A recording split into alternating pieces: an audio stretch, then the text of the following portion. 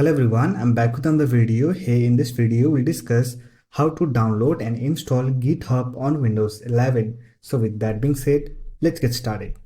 To install GitHub desktop application on Windows 11, first of all we have to download the installer file.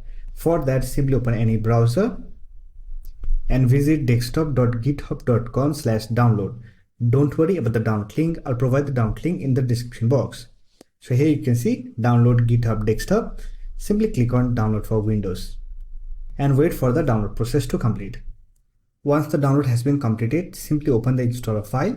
So here we have the installer window. Let me minimize the browser and GitHub desktop application will automatically get installed on a system. So here we have welcome to GitHub desktop. Now to use it, simply sign in to your GitHub account. Once you have signed in to your GitHub account, you will get this kind of window. Here simply click on authorize desktop and click on open, and here to configure Git, simply click on finish. Now you are ready to use GitHub desktop application on Windows 11.